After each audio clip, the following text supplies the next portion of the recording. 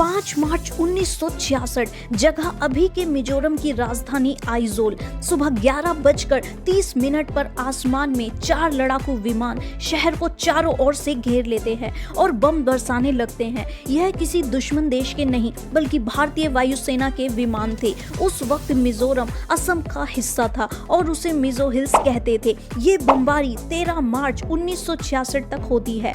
इस बमबारी को अब 57 साल से ज्यादा समय हो चुका है। वीडियो को पूरा देखें तभी कहानी समझ आएगी और चैनल को सब्सक्राइब जरूर करें। हालांकि इस कहानी की शुरुआत 6 साल पहले 1960 में ही हो गई थी। तब मिजो हिल्स असम राज्य का हिस्सा हुआ करता था। इसी साल यानी कि 1960 में असम सरकार ने असमिया भाषा को राजकीय भाषा घोषित कर दिया, यानी कि जिसे असमिया भाषा नहीं आती उन्हें सरकारी नौकरी नहीं मिल सकती थी। मिजो लोग इसका विरोध करने लगे। 28 फरवरी 1961 को इसी वजह से मिजो नेशनल फ्रंट यानी कि MNF बना। इसके नेता लाल डेंगा थे। MNF ने शुरुआत में शांतिपूर्वक धरनों से अपनी बात रखी। साल 1964 में असमिया भाषा लागू होने की वजह से असम रेजिमेंट ने अपनी 2nd बटालियन को बर्खास्त कर दिया। इसमें अधिकतर मिजो लोग थे।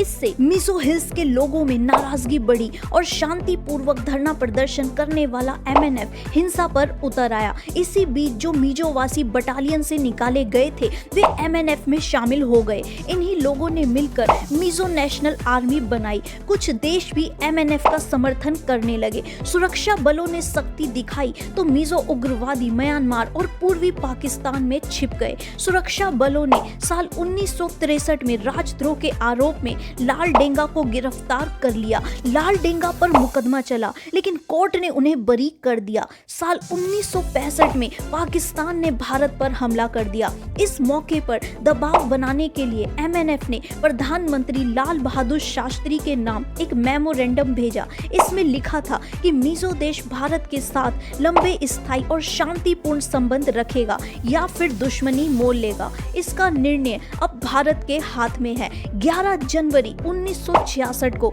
देश के प्रधानमंत्री लाल बहादुर शास्त्री की ताशकंद में मौत हो गई। शास्त्री की मौत को 11 दिन भी नहीं हुए थे कि 21 जनवरी को मिजो नेशनल फ्रंट यानी कि MNF के नेता लाल डेंगा ने इंडोनेशिया के राष्ट्रपति सुकर्णो को पत्र लिखा। वह लिखते हैं कि अंग्रेज के समय भी हम लोग आजादी की स्थिति में रहे हैं। यहाँ पर राजनीतिक जागरूकता से उपजा राष्ट्रवाद अब परिपक्व हो गया है। अब हमारे लोगों की एकमात्र इच्छा अपना अलग देश बनाने की है। पत्र लिखे जाने के तीसरे दिन यानी कि 24 जनवरी को इंदिरा गांधी देश की प्रधानमंत्री बनती है। इंदिरा के सामने एक अलग तरह की चुनौती आने वाली थी। 28 फरवरी 1966 को मिजो नेशनल फ्रंट के उग्रवादी भारतीय सुरक्षा बलों को मिजोरम से बाहर निकालने के लिए ऑपरेशन जेरिको शुरू कर देते हैं। सबसे पहले आइजोल और लुंगलाई में असम राइफल्स की छावनी पर हमला किया गया। अगले दिन यानी कि 29 फरवरी को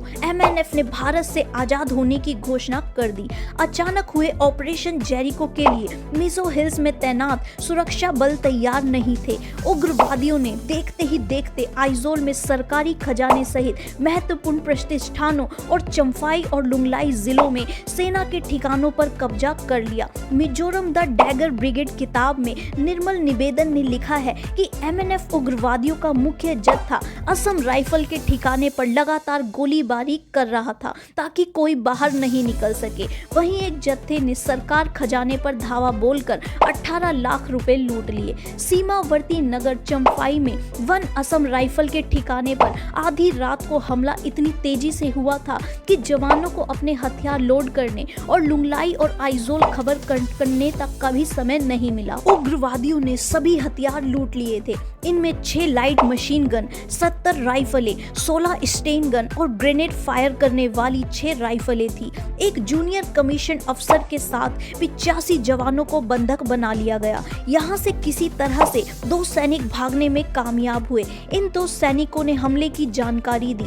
इसी बीच टेलीफोन एक्सचेंज को निशाना बनाया गया ताकि आइजोल से भारत के साथ सारे कनेक्शन टूट जाए। भारतीय सेना वहां पर हेलीकॉप्टर से सैनिक और हथियार पहुंचाने की कोशिश कर रही थी, लेकिन MNF की ओर से हो रही गोलीबारी से वो मदद भी नहीं पहुंचा पाई। इसके बाद MNF असम राइफल के हेडक्वार्टर से तिरंगा उतार स्वीकार कर अपना झंडा फहराता है। उधर दिल्ली में कुछ दिनों पहले प्रधानमंत्री बनी इंदिरा गांधी भी इस घटना से हिल जाती है और सेना को जवाबी कार्रवाई का आदेश देती है। 5 मार्च 1966 को वायुसेना के 4 लड़ाकू विमानों को आइजोल में MNF के उग्रवादियों पर बमबारी की जिम्मेदारी दी गई। इनमें 2 लड़ाकू विमान फ्रांस में बने दैसे ओरागन और 2 ब्रिटिश हंटर विमान थे। दैसे ओरागन को भारत में तूफानी नाम से जाना जाता है। असम के तेजपुर, कुंभीग्राम और जोराहाट से उड़ान भरने के बाद पहले इन लड़ाकू विमानों ने मशीन गन से उग्रवादियों पर फायर किया। दूसरे दिन इन लड़ाकू विमानों ने आग वाले बम बरसाए। वायुसेना के लड़ाकू विमानों ने आइजोल और अन्य क्षेत्रों में 13 मार्च तक बमबारी की। इन विमान पायलटों में 2 शख्स ऐसे थे जिन्होंने आगे चलकर भारतीय राजनीति में नाम कमाया। एक का नाम था राजेश पायलट और दूसरे थे सुरेश कलमाड़ी। बमबारी से घबराए स्थानीय लोगों ने पहाड़ियों में शरण ले ली थी। वहीं MNF के उग्रवादी म्यांमार और पूर्वी पाकिस्तान के जंगलों में जा छिपे। विद्रोहियों को तितर-बितर करने के बाद सेना ने मिजोरम का कंट्रोल अपने हाथ में ले लिया। मिजो नेशनल फ्रंट के मेंबर रहे थनसांगा उस घटना को याद करते हुए बताते हैं कि बमबारी को हम सब आश्चर्य रह गए थे। हमारे छोटे से शहर को अचानक 4 लड़ाकू विमानों ने घेर लिया था। अचानक गोलियों की बारिश होने लगी और बम गिराए गए।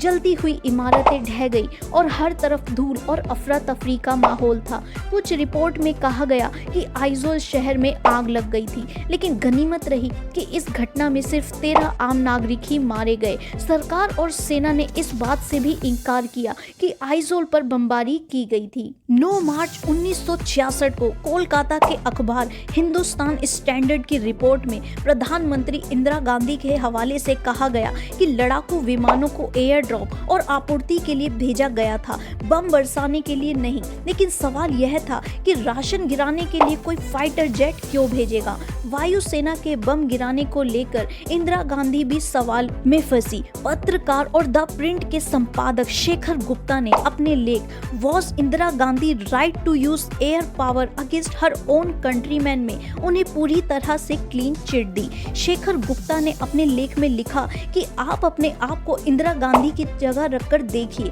उन्हें लाल बहादुर शास्त्री की मौत के बाद सत्ता में आए सिर्फ कुछ ही हफ्ते हुए थे। पाकिस्तान के साथ भारत की लड़ाई समाप्त हुए कुछ ही महीने हुए थे, जिसका कोई निश्चित परिणाम नहीं निकला था। दक्षिण में द्रविड़ आंदोलन और पकड़ रहा था। नागालैंड में चीन और पाकिस्तान के खुले समर्थन से अलगाववादी ताकतें सिर उठा चुकी थी। ऐसे वक्त में लाल डेंगा ने भी विद्रोह का झंडा खड़ा कर दिया था। इस बीच विद्रोह को दबाने के लिए केंद्र सरकार ने एक और कदम उठाया। जनरल सैम मानेकशॉ की अगुवाई में एक नया प्लान बनाया गया। बमबारी के 1 साल बाद 1967 में सरकार की तरफ से एक योजना लागू की गई, जिसके तहत गांव का पुनर्गठन किया गया। इसके तहत पहाड़ों पर रहने वाले हजारों मिजो लोगों को उनके गांव से हटाकर मुख्य सड़क के दोनों ओर बसाया गया, ताकि भारतीय प्रशासन उन पर नजर रख सके। मिजोरम के कुल 764 गांवों में से 516 गांव के निवासियों को उनकी जगह से हटाया गया। केवल 138 गांव को नहीं बदला गया। इस बमबारी ने मिजो विद्रोह को उस समय भले ही कुचल दिया हो, लेकिन मिजोरम में अगले 2 दशकों तक अशांति छाई रही। 30 जून 1986 को केंद्र सरकार और MNF के बीच ऐतिहासिक मिजो शांति समझौते पर हस्ताक्षर हुए। इसे राजीव गांधी सरकार की सबसे बड़ी उपलब्धियों में से एक माना जाता है। 1987 में मिजोरम अलग राज्य बना। इसी साल मिजोरम में पहली बार चुनाव और लाल डेंगा मिजोरम के पहले मुख्यमंत्री बने।